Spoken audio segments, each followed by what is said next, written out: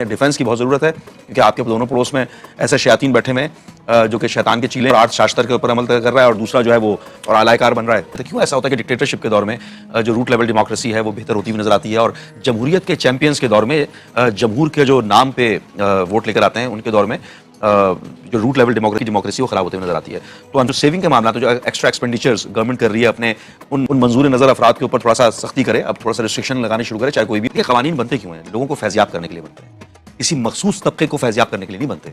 अच्छा, कराची में जब हम बात करते हैं कराची की, तो यहाँ पर देखें मुख्तलिफ अफकार और ख्यालात, मजहबी रुझान और मुख्तलिफ वाबस्तगी रखने वाले लिंगुअल बैकग्राउंड के लोग रहते हैं। कराची में अगर किसी एक गली में पानी नहीं आ रहा तो वहाँ पर तो एक मुहाजिर भी होगा, उर्दू स्पीकिंग भी होगा, पंजाबी, पठान, सिंधी, बलोच, कोई भी हो सकता है ना, सब मुतासिर हो रहे हैं। हम कारोबारी औकात में तब्दीली कर लें, उससे डे टाइम सेविंग का कॉन्सेप्ट इमर्ज होकर आएगा। आप रात को मतलब आप कारोबार उस वक्त शुरू करते हैं 12 बजे के बाद, 1 बजे के बाद, आम ट्रेंड है, बहुत बड़ी फख्र की बात नहीं है मुल्क के लिए, हमारे कराची में खास तौर पर। मौला अली अलैहिस्सलाम का कॉल है कि रिस्क तलाश करना हो, रिस्क चाहते हो तो सुबह के टाइम पे निकलो। बिल्कुल, बैनुल अक़वामी हालात की वजह से वो उसके डायरेक्ट इंपैक्ट तो पड़ता है। आप नाए हरमुज के बंद होने या उसकी बंदिश के बाद बैनुल अक़वामी ट्रेड में मुतासिर तो होगी। एज अ नेशन कितना सस्टेन कर पाते हैं, मैं कहने पर मजबूर हूँ कि एक रूथलेस हार्श किस्म के डिक्टेटरशिप की जरूरत है जो कि जिसका दौरानिया 8-10 साल हो, जिसमें इस तरह के तमाम ऐसे एलिमेंट्स को जो कि मुल्क की इमेज को खराब कर रहे हैं, मुल्क की तरक्की के में रुकावट और उसमें हायल हो रहे हैं, ऐसे इंडिविजुअल्स को या ग्रुप ऑफ इंडिविजुअल्स को एलिमिनेट करना बहुत जरूरी है और ये डिक्टेटरशिप के दौर में ही हो सकता है। तो आज गवर्नर सिंध कामरान खान टिसोरी ने गवर्नर हाउस को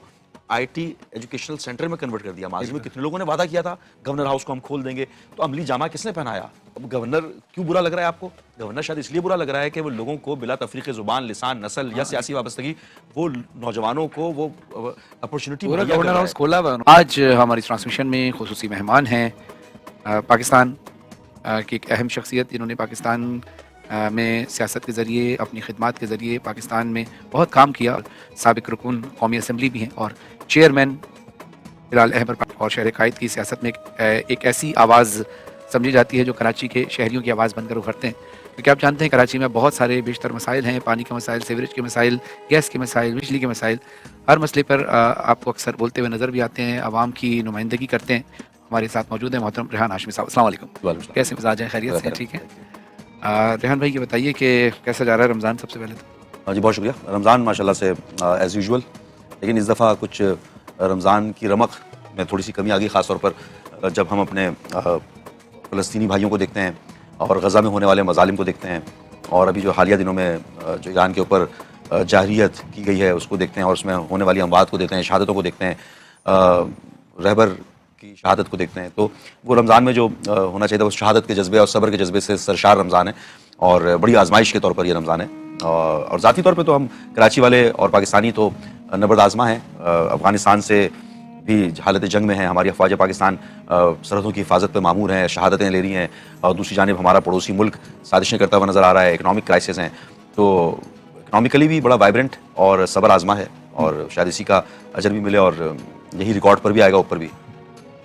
अच्छा, अब ये पाकिस्तान में ख़ास तौर पे कराची, जिसको पाकिस्तान की इकॉनमी की रीढ़ की हड्डी भी कहा जाता है, और इसमें अब क्योंकि इतने मसाइल हैं कि और दूसरे शहर जो हैं वो बहुत ज़्यादा तरक्की की तरफ जा रहे हैं, जबकि कराची जो है वो मज़ीद जो है वो ख़राबी की तरफ जाता हुआ नज़र आ रहा है। जिसमें इंफ्रास्ट्रक्चर की बात कर लें, सीवरेज के निज़ाम को ले लें, तो पाकिस्तान में मुत्तहिदा कौमी मूवमेंट का एक बहुत बड़ा किरदार और ख़ास तौर पे कराची के हवाले से रहा है। तो अब इन सारी चीज़ों को देखते हुए आप क्या समझते हैं, किस तरह से इसको बेहतर बनाने की कोशिश कर रही है? देखें, क़वानीन के अमलदारी के ऊपर होता है इन्हिसार। क़वानीन के ऊपर अगर अमल दरामद नहीं होगा तो मामला ख़राब होंगे। और तवातुर से आप देखते होंगे कि हम मुख्तलिफ़ औक़ात में बल्दियाती निज़ाम को मुस्तहकम करने की बात करते हैं और यही अल्फाज आज दीगर पॉलिटिकल पार्टीज़ माँ सिवाय ruling political party, people's party के अलावा तमाम जमातें बोलती हुई नज़र आ रही हैं। तो ये वही बयानिया है जो कई दिहाइयों से एमकेएम पाकिस्तान कहती हुई आ रही है कि लोकल बॉडीज़ सिस्टम को इन्हांस होना चाहिए, मुशर्रफ साहब जैसा लोकल बॉडीज़ का निज़ाम होना चाहिए जिसमें रूट लेवल डेमोक्रेसी हो। और हम सिर्फ बात ये करते रहे हैं कि आइन की पासदारी हो। आइन ने पाकिस्तान में लिखा हुआ है आर्टिकल 140A में कि उस रूट लेवल डेमोक्रेसी की बात की है, जब आपके इलाके का काउंसलर आपके इलाके में सर्व करने की अहलियत रखेगा और फाइनेंशियल और एडमिनिस्ट्रेटिव पावर्स उसके पास होंगी। कॉन्स्टिट्यूशन में मौजूद है, लेकिन कॉन्स्टिट्यूशन के ऊपर अगर अमल दरामद नहीं किया जा रहा, और मैं ये भी वाज़ेह करता चलूँ कि हम ऑनरेबल कोर्ट भी गए, सुप्रीम कोर्ट से इसके ऊपर डायरेक्टिव्स भी लेकर आए और उसके बावजूद भी अमल दरामद नहीं है, तो इसका मतलब ये हुआ कि जिस तरह आलमी सतह पर आज वो तो वाज़ेह तौर पर नज़र आ रहा है कि पावर लस्टी जो इंटरनेशनल पॉलिटिशियंस हैं वो अपने इक़्तिदार के और ताकत के एक्सरसाइज करने के लिए, इक़्तिदार के हसूल के लिए जो डिप्राइव्ड कम्युनिटी है, जो लबकुशाई उस तरह नहीं कर सकती, उसको तहक़ीक़ कर रहे हैं। तो पाकिस्तान के अंदर भी ऐसा ही कमोबेश निज़ाम है। जो रूलिंग एलीट है आज वो इम्प्लीमेंटेशन नहीं कर रहा, बावजूद इसके कि क़वानीन मौजूद हैं, लॉजिक्स मौजूद हैं, बैन अल-अक़वामी स्टैंडर्ड्स मौजूद हैं, मुशर्रफ का जैसा निज़ाम मौजूद है, उसकी मिसालें मौजूद हैं, लोगों के पास आर्गूमेंट्स हैं, लेकिन पावरफुल जो एलीट है, जो रूलिंग एलीट है, जो पॉलिटिशियन है, वो उसको करना नहीं चाहते। क्यों ऐसा होता है कि डिक्टेटरशिप के दौर में जो रूट लेवल डेमोक्रेसी है वो बेहतर होती हुई नजर आती है, और जमहूरियत के चैंपियंस के दौर में, जमहूर के जो नाम पे वोट लेकर आते हैं, उनके दौर में जो रूट लेवल डेमोक्रेसी है, जो नर्सरी की डेमोक्रेसी, वो खराब होती हुई नजर आती है। तो अनफॉर्चुनेट है ये। मेरा ख्याल है कि सोशल मीडिया का दौर और आप लोगों के तवज्जुह से हर खास व आम को अब ये पता चल जाता है ज़राए बलाग के जरिए कि क्या चीज़ दुरुस्त है, क्या चीज़ गलत है। लोगों की फ्रस्ट्रेशन होगी क्योंकि लोग इस हद तक बर्रियो ज़िम्मा हो जाते हैं कि अपना वोट दे देते हैं। अब उनका वोट अगर मैनिपुलेट होता है तो वो भी उनका कसूर नहीं है, और वोट देने के बावजूद भी उनके बुनियादी मसाइल अगर हल नहीं होते तो उसमें भी उनका कसूर नहीं है। लेकिन ये क्योंकि एक एवोल्यूशनरी प्रोसेस है, इर्तिकाई मरहला है, तो हमें ऑप्टिमिस्टिक भी होना चाहिए। 75 साल हुए हैं हमें, सिर्फ इस 75 साल में बहुत सारी चीज़ें बेहतर भी हुई हैं, लेकिन कुछ और बहुत सारी बेहतरी की ज़रूरत है। डिग्रियां हाथ में लिए हुए हैं मगर उनके पास जॉब्स नहीं है, हुनर हाथ में है मगर जॉब्स नहीं है। लेकिन चूंकि मैं पॉलिटिकली फाल नहीं हूँ गुज़िश्ता कई सालों से, मैंने अपनी तमाम तर काविशें सोशल वेलफेयर और ट्रेनिंग और डेवलपमेंट में लगाई हुई हैं। लेकिन यह है कि पॉलिसीज़ के ऊपर मैं अपना इनपुट देता हूँ मुख्तलिफ औकात में, आप लोगों के जरिए भी देता हूँ। देखें, जो मेरी ऑब्जर्वेशन रही है एज आ मेंबर कौमी असम्बली, जो उसमें हमने ऑब्जर्व किया वो ये कि एक बहुत बड़ा पोटेंशियल है। पाकिस्तान खुद कफील है ह्यूमन रिसोर्स में, और ऐसी ह्यूमन रिसोर्स जो कि नौजवानों में आती है, यूथ में आती है।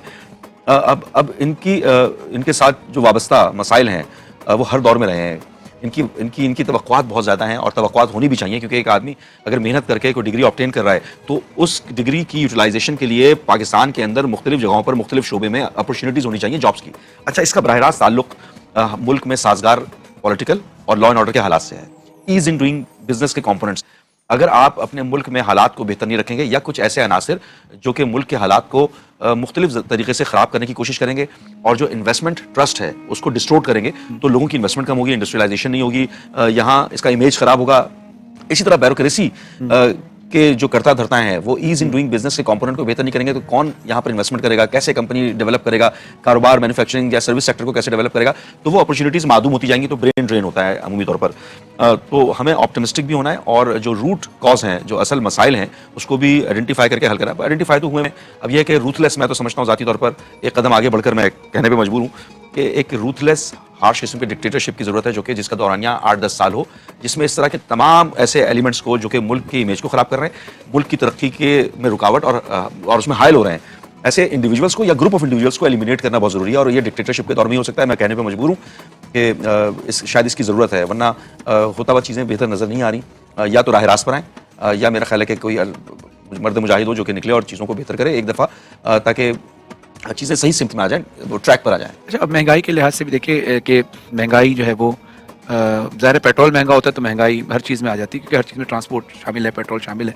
कि जो ज़ख़ीरा अंदोज़ी करता है पेट्रोल की, कि आज कम है कल ज़्यादा महंगे दाम में मज़ीद बेचेंगे, तो इसके लिए कोई कानून हम क्यों नहीं बनाते, हम इसको क्यों नहीं देखते? देखिए, मैंने जिस तरह के कहा ना कि क़वानीन सारे मौजूद हैं, एक इखलाकी जिम्मेदारी भी है, लॉ ऑफ लैंड भी मौजूद है, और शरई क़वानीन भी मौजूद हैं, इस्लामी एतबार से भी मौजूद है, ज़ख़ीरा अंदोज़ी के मामलात हैं। और दीन इस्लाम तो ऐसा कोड ऑफ लाइफ है कि जिसके अंदर आपको कारोबारी ज़िंदगी से लेकर अपने हक़ूक़ लिबाद के दीगर अमूर से लेकर तमाम चीज़ें मौजूद हैं। तो बड़ी जिम्मेदारी होती है जब नाप और तोल के हवाले से भी बात की जाती है, और शरीयत के हिस्सों की बात की जाती है, कारोबार की तरीक़ेकार की बात की जाती है। तो ये आप हाथ में तस्बीह पकड़ कर ज़ख़ीरा अंदोज़ी करेंगे तो आप समझते हैं कि आप बड़ा कारोबार के आप एडवांटेज ले रहे हैं।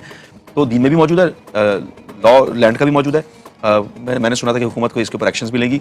ज़ख़ीरा अंदोज़ी के हवाले से एक इंतहाई गैर अखलाक़ी फ़ेल है, जिसमें डिस्पैरिटी क्रिएट हो जाती है, माशरे में अदम तवाज़ुन क्रिएट हो जाता है। तो अब बैनुल अक़वामी हालात की वजह से वो उसके डायरेक्ट इम्पैक्ट तो पड़ता है। आप नाए हरमूज़ के बंद होने या उसकी बंदिश के बाद बैनुल अक़वामी ट्रेड में मुतासिर तो होगी, और अप्रॉक्सीमेटली 30-25% वहाँ से जो वसाइल हैं वो आते हैं, तो बराह रास्त अफेक्टेड तो होगा। अब उसमें देखना यह है कि हम एज अ नेशन कितना सस्टेन कर पाते हैं। मिसाल के तौर पर मेरी अपनी राय है कि लामोहला आप क्योंकि हाइडल एनर्जी पे इन्हिसार नहीं करते, आपकी फॉसिल फ्यूल के ऊपर एनर्जी होती है, फॉसिल फ्यूल आप इंपोर्ट करते हैं, और डेफिसिट ट्रेड डेफिसिट भी आपका ऐसी वैसे है। तो हम कारोबारी औकात में तब्दीली कर लें, उससे डे टाइम सेविंग का कॉन्सेप्ट इमर्ज होकर आएगा। आप रात को, मतलब आप कारोबार उस वक्त शुरू करते हैं 12 बजे के बाद, 1 बजे के बाद, आर्म ट्रेंड है बहुत बड़ी फख्र की बात नहीं है मुल्क के लिए, हमारे कराची में खास तौर पर। मौला अली अलैहिस्सलाम का कॉल है कि रिस्क तलाश करना हो, रिस्क चाहते हो तो सुबह के टाइम पे निकलो बिल्कुल जब रिस्क बढ़ रहा होता है, बिल्कुल। और उस वक्त सो रहे होते हैं। उस पर सो रहे होते हैं। दुनिया भर के तमाम सिविलाइज माशरे में, कुफ्फार माशरे में, जिसको कुफ्फार कहते हैं, हाथ में तस्बीह पकड़कर, वो सुबह अलग सुबह कारोबार की एक्टिविटी शुरू कर देते हैं। आप शुरू करते हैं 12 बजे जोहर के बाद और रात को 12-11 बजे तक जाते हैं। गुल प्लाजा का सानिया, ये वन ऑफ द रीजन कि आप देखें कि वो भागने का रास्ता नहीं निकला, लोग शहीद हो गए। तो ये इस तरह के डे टाइम सेविंग के कॉन्सेप्ट को लेकर आना चाहिए। फिर घर से बैठकर काम करने के रुझान को फरोग देने के मामला हैं। फिर जो सेविंग के मामला, तो जो एक्स्ट्रा एक्सपेंडिचर्स गवर्नमेंट कर रही है अपने उन मंजूर नज़र लोगों के ऊपर, उन मंजूर नज़र अफराद के ऊपर थोड़ा सा सख्ती करे, अब थोड़ा सा रिस्ट्रिक्शन लगाने शुरू करे, चाहे कोई भी हो। ज़रूरियात से बढ़कर ना बढ़े। हमें डिफेंस की बहुत ज़रूरत है, क्योंकि आपके दोनों पड़ोस में ऐसे शयातीन बैठे हुए हैं जो कि शैतान के चीले हैं। एक चंद्रगुप्त मौर्य और 8 शास्त्र के ऊपर अमल कर रहा है, और दूसरा जो है वो न जाने कौन सी हिकमत अमली इख्तियार कर रहा है और आलायकार बन रहा है। तो बेहतर तो ये है कि हम as a nation thought process को इमर्ज करके आएँ। नेशनल कैरेक्टर होना बहुत ज़रूरी है, और नेशनल कैरेक्टर आपके अमल से बनता है। आपका नेशनल कैरेक्टर अभी क्या है, तो मिनहसुल कौम हमें देखने की ज़रूरत है। और मेरा ख्याल है कि चीज़ें हो रही हैं, बेहतर भी होंगी। लीडरशिप की बहुत ज़रूरत है, लीडरशिप का फुकदान है। जहाँ पर लीडरशिप का फुकदान होता है इन टर्म्स कि वो एक डायरेक्शन सेट करना बहुत ज़रूरी है। और मेरा ख्याल है डायरेक्शन सेट हो गई है पाकिस्तानी कौम की, हमें तरक्की करनी है, हमें एक दूसरे का ख्याल रखना है। ई कॉमर्स के ऊपर भी बहुत फ़रोग़ की ज़रूरत है। ई कॉमर्स में अब देखें कितने लोग हैं जो इंटरनेट पर अपना कारोबार कर रहे हैं, और सा कोई हुनर या ऐसी कोई चीज़ होनी चाहिए कि जिससे नौजवान जो हैं तरक्की की तरफ जाएँ, कमाएँ। ज़ाहिर है एक दौर था कि कराची को रोशनियों का शहर कहा जाता था, और आज खंडरात का शहर बनने के दर पे है कराची। और एक दौर था जब जनरल प्रमुख मुशर्रफ साहब ने इख्तियारात दिए। ऐसे कवानीन की बहुत ज़रूरत है जो कि बैनुल-अक़वामी तौर पर मरवजा कवानीन है। ये कवानीन बनते क्यों हैं? लोगों को फैज़याब करने के लिए बनते हैं, किसी मखसूस तबके को फैज़याब करने के लिए नहीं बनते। हमारे यहाँ क्या हुआ है, सॉलिड वेस्ट मैनेजमेंट बोर्ड बना दिया है, और जो एक मखसूस तबके को फैज़याब कर रहा है। कुछ मखसूस डिपार्टमेंट्स बना दिए हैं। कराची बिल्डिंग कंट्रोल अथॉरिटी से सिंध बिल्डिंग कंट्रोल अथॉरिटी तक का सफ़र, और उस सफ़र के दरमियान कराची की बर्बादी, KDA, LDA, MDA, और ये तमाम बहुत सारे डिपार्टमेंट्स मौजूद हैं। किसी भी महज़िब माशरे में आपने सुना है कि कचरा उठाने के इदारे का जिम्मेदार जो है चीफ मिनिस्टर हो? कहीं लोगों के पास तो मुख्तलिफ शहरों में तो लोकल पुलिसिंग भी है। अच्छा, कराची में जब हम बात करते हैं कराची की, तो यहाँ पर देखें मुख्तलिफ अफकार और ख्यालात, मजहबी रुझान और मुख्तलिफ वाबस्तगी रखने वाले लिंगुअल बैकग्राउंड के लोग रहते हैं। कराची में अगर किसी एक गली में पानी नहीं आ रहा, तो वहाँ पर तो एक मुहाजिर भी होगा, उर्दू स्पीकिंग भी होगा, पंजाबी, पठान, सिंधी, बलोच, कोई भी हो सकता है ना, सब मुतासिर हो रहे हैं। तो वो कराचियाइट के जो मसाइल क्रिएट हो रहे हैं, वो पॉलिटिकल एलीट, जिसने रूलिंग एलीट है, उसने कंट्रोल किया हुआ है। और जैसे आप बताने बिल्कुल दुरुस्त कर रहे हैं, जो इमर्जिंग टेक्नोलॉजी है आज बिलखुसूस कराची और बिलमूम पूरे सिंध में तालीम के फ़रोग़ के लिए जो कार्रवाई काम करने चाहिए और इमर्जिंग टेक्नोलॉजी के ऊपर, वो अनफॉर्चुनेटली जो चीफ एग्जीक्यूटिव है, जिसके पास इख्तिदार है, सूबाई हुकूमत, वो करते हुए नज़र नहीं आ रही। तो आज गवर्नर सिंध कामरान खान टिसूरी ने गवर्नर हाउस को IT एजुकेशनल सेंटर में कन्वर्ट कर दिया। माजी में कितने लोगों ने वादा किया था गवर्नर हाउस को हम खोल देंगे, तो अमली जामा किसने पहनाया? आज आपको नजर आ रहा है कि नौजवान वहां से free of cost IT training हासिल कर रहे हैं। यही नौजवान फॉरेन रेमिटेंस लेकर आएंगे।